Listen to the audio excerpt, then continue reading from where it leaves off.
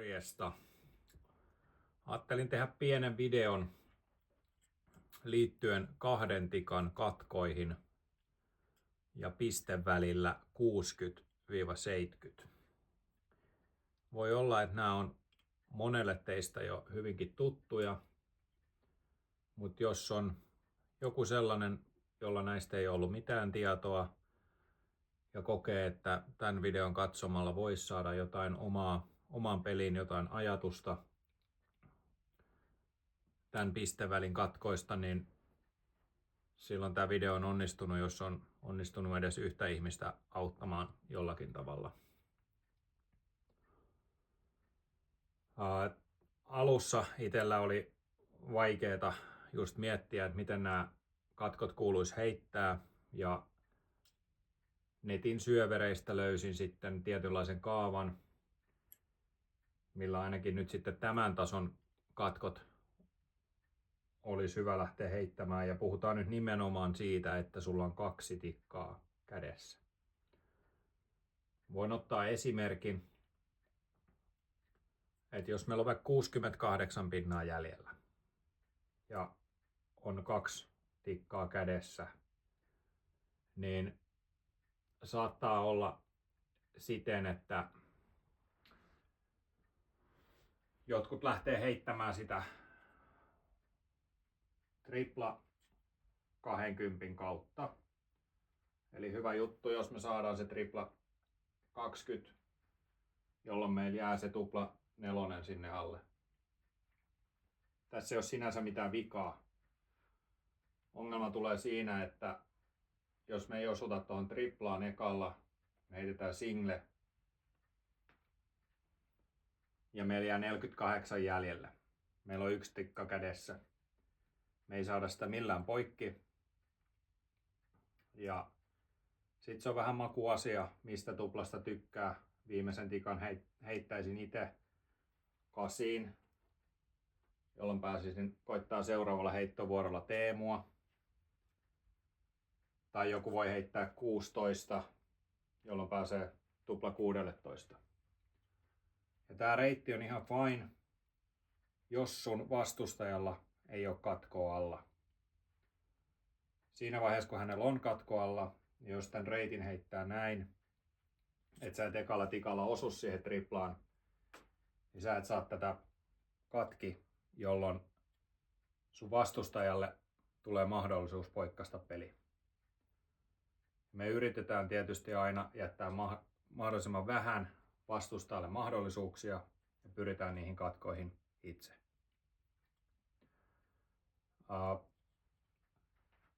Voidaan lähteä ajattelemaan tätä ihan sieltä 60 lähtien ja tullaan sieltä ylöspäin ja aina tuohon 70. Mä kerron sen kaavan, miten se menee.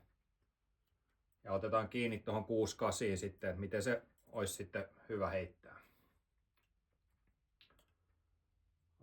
60 on suhteellisen simppeli 2 tikalla. Sulla on vaihtoehdot heittää 10 ja silmä. Ja kaikki tietää, että silmä on pieni sektori taululla, joten parempi vaihtoehto on heittää single 20 ja Teemu. Isompi sektori tupla, taas omat mahdollisuudet kasvaa. Tähän liittyy semmoinen pieni nyanssi, toki kaikki nyt tietää sen, että 60 kun on jäljellä, niin mä heitän 20, mulla jää 40, mä pääsen Teemulle.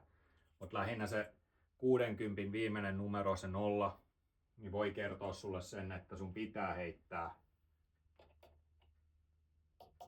0 loppusta. Tässä tapauksessa singeliä. Tämä on tosi yksinkertaista helppoa. Mennään eteenpäin 61. Meillä on 61 pinnaa jäljellä, 2 tikkaa kädessä. Mitä tehdään? Tässä on sama kuin siinä 60 viimeisessä nollassa. Eli tämä viimeinen numero tässä luvussa, tässä tapauksessa 1, kertoo sen, mitä triplaa sun tulisi heittää. Eli meillä on 61 eli tripla 11. Ja tripla 11 on 33 pistettä. Ja sellaiset henkilöt, jotka on hyviä matematiikassa, niin he helposti tietää, että voi ajatella nämä lukupareina, että mä oon heittänyt 33 pinnaa, multa puuttuu 28 pinnaa, jolla mä tarvin tupla 14. Mä itse en pysty ajattelemaan lukupareina näitä. Ehkä se johtuu mun huonosta matikasta tai jostain. Mä yritän visualisoida, jolloin mä helpommin muistan sen reitin. Eli tripla 11, tupla 14. Tää on käytännössä visualisoiden. Ne on vierekkäiset sektorit. Tää on helppo muistaa. Jos käy niin, näissä 60 katkoissa on hyvä puoli se, että jos mä heitän triplan sijasta sen singeliksi, mulla jää 50 ja mulla on yksi tikka kädessä. Mulla on silti mahdollisuus katkaista peli silmällä.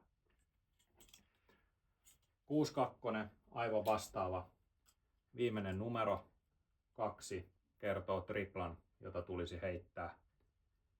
Se ei ole tripla 2, vaan se on tripla 12. Taas voisi ajatella lukupareina, mutta mennään tämän visualisoinnin kautta. Tripla 12, tupla 13. Mä jotenkin muistan tän itse siitä, että nämä on ehkä peräkkäiset luvut. 12, 13, ne on samanväriset. Helppo muistaa. Jälleen kerran, jos missataan se tripla, niin meillä jää se 50. Päästään koittaa vielä silmällä. Okei, meillä on 63 pinnaa jäljellä. 2 tikkaa kädessä. Täysin sama kaava. Viimeinen numero 3 kertoo triplan. Tripla 13. Tupla 12. Menee täysin samoin. 6-2, 6-3. Triplat, tuplat vaihtaa paikkaa. Mut peräkkäiset luvut 12-13. Jälleen, jos missataan tripla, heitetään singlelle, meillä jää silmälle 1 tikka. Tää toistuu näissä kaikissa. Ja tää on hyvä pitää mielessä. Okei. 64 pinnaa. Jälleen viimeinen numero. Tripla 14 kautta lähdetään hakemaan. Ja tässä on täysin sama tupla kuin oli 6-1. Eli se vierestä löytyvä tupla 11. 6-1 oli tripla 11, tupla 14. 6-5. Tosi helppo. Tosta jää 20 pinnaa jäljellä. Vierestä löytyy apuja.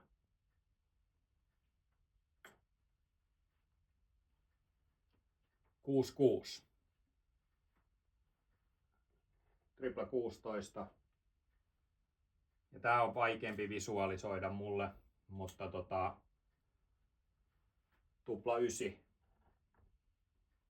Mä en tiedä helpottaako, mikä tähän voisi olla semmonen, millä tämän muistaa, mutta mä oon itse ajatellut, että nämä on molemmat tämmösiä vihreä-valkoisia sektoreita, tähän jää väliin 3.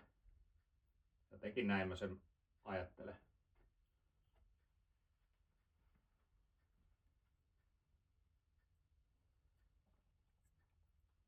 67 pinnaa jäljellä. Tripla 17 ja tupla 8.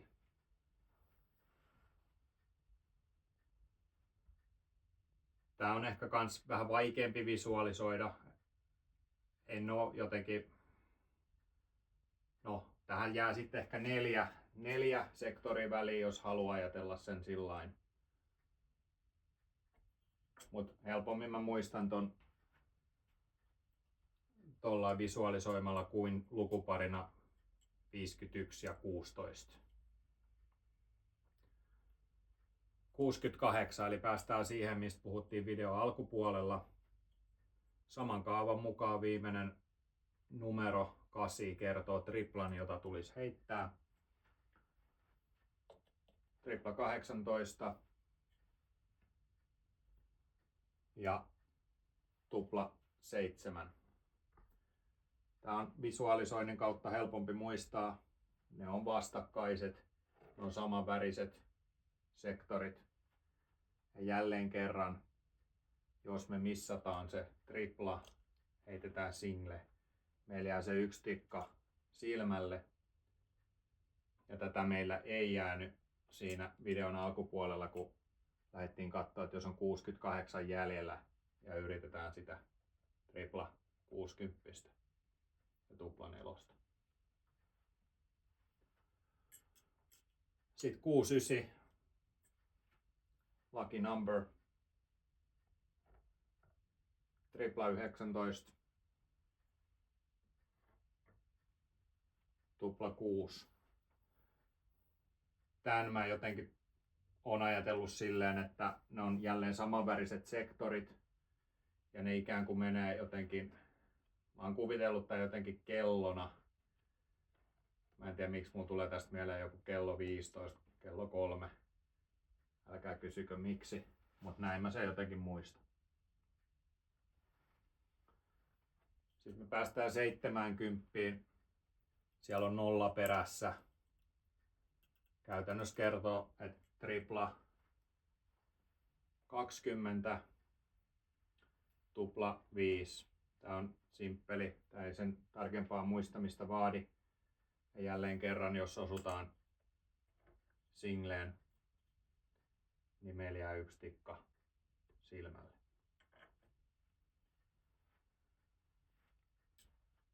70 ylöspäin 80 ja 80 90 ja 90 100, niin tämä kaava ei enää oikein toimi.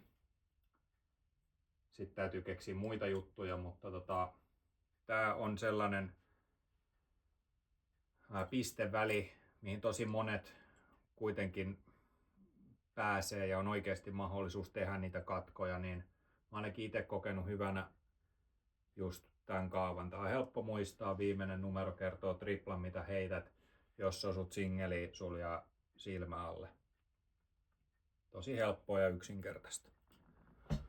Kirjoitelkaa, kommentoikaa, jos löydätte omaan peliin tästä jotain apua.